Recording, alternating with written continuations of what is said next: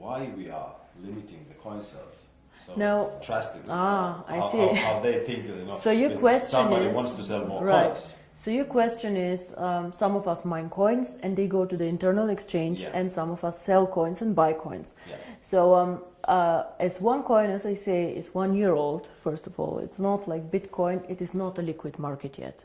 So it means that there might be a day where we have a huge demand for coin sales or a huge demand for coin buying.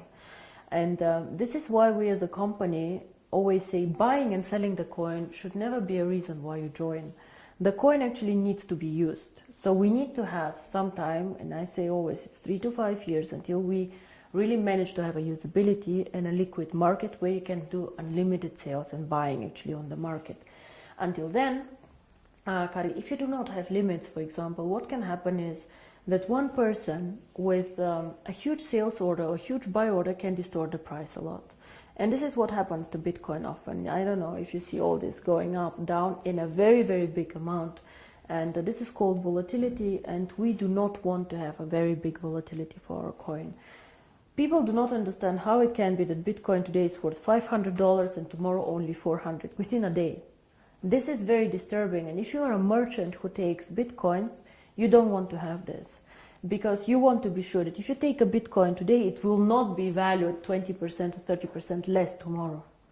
Of course, you're very happy if it's valued 30% more, but it goes both sides. Absolutely, yeah. So cryptocurrency is one of the riskiest assets actually out there. High volatility, low liquidity on the markets. So for us to achieve a high liquidity, we need to work first on the value creation of the coin, on the liquidity, and it will take time. So all these people, why we have created this exchange? We have created it so people can learn to trade it, but it's not a self, the idea is not just that we go buy and sell the coin there, but we wait for the usability of the coin. This coin is very, very young.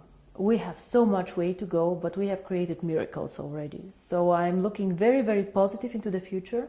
But remember, the internal exchange is demand and supply.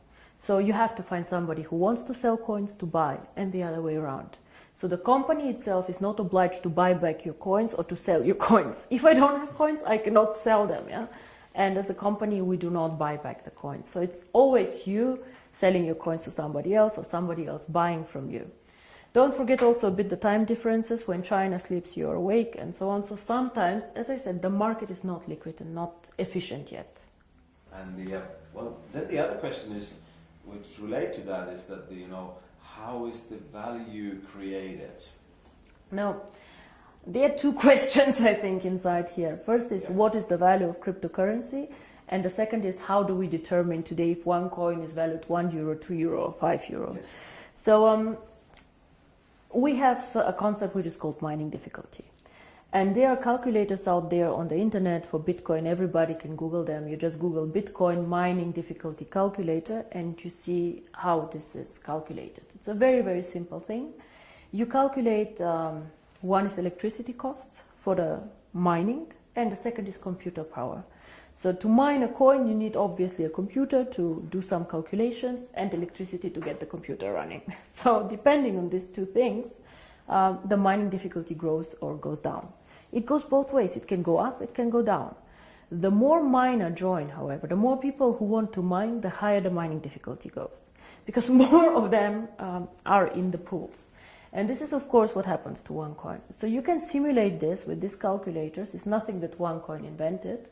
And this is how we today measure the value of the coin. Yeah? So we say if it costs us €5 to create the coin due to electricity, the servers and the computer power, this is what we think is the appropriate price. Of course, it fluctuates up and down based on demand and supply, but always in a corridor actually that we have set. So this is how we determine the price today. And the second question that you had actually is, but one day we go to the open market, so how do we know what is the value of this cryptocurrency? Why is Bitcoin worth $400 and not 1,000 or whatever? And here, in my opinion, there are two things how we determine the value of cryptocurrency. Cryptocurrency is not backed up by anything. We know this. So it's actually worthless. So it's not backed up by gold. It's not backed up by any other asset. OneCoin is not backed up. Yeah? Bitcoin is not backed up. But there's still value inside, and I tell you why. One is, first of all, the brand. Bitcoin currently have a very strong brand. Everybody knows them. They were the first one. Of course, there are always good and bad things about the brand, but they are very well known. Milka Chocolate is a very well-known brand. Procter & Gamble are a very, very strong brand. So the more people joining OneCoin and the more people speaking about OneCoin, the stronger our brand becomes. And this, I think, is something that makes us really a family, because if you go in the network marketing approach and go and sell shampoo, it does not make you stronger if somebody on a sideline sells shampoo. Only your downline makes you happy. But here, if another team makes OneCoin popular out there, this makes also your coin stronger and your team stronger. And this is something very, very special about OneCoin, I think. And so the brand. And we have currently about 2 million paid members. In the database, we have over 10 million people who know about OneCoin. So we for sure have more users than Bitcoin, for sure. We are different, we are in a different system, but there are 2 million people who tomorrow could start using the coin if we want to. And this is great. So this is one part of the value, but most people use Bitcoin currently as value storage, like gold. I put it in the safe and I keep it there, which is okay, but a bit of a dangerous concept. Everything that goes up can also go down, and you're not special. You know, and if you're not special, why use OneCoin? Why not use 2Coin, 3Coin, dark coin, who knows? So we are probably one of, or probably the only company who focuses so much on usability of cryptocurrency. Why cryptocurrency? How can it change the world? And our two slogans are the future of payments or join the financial revolution. We believe that actually cryptocurrency can be a vehicle for money transfers. So for example, as you do Western Union transfers, you can use cryptocurrency to do a transfer. Fast, borderless payments. And there's a huge demand for this. 2 billion of people have no bank account. 2 billion. Of course, we cannot capture all of them.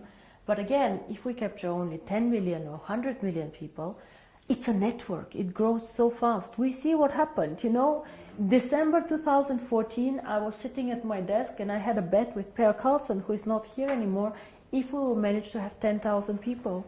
And we did a huge celebration with 10,000 people.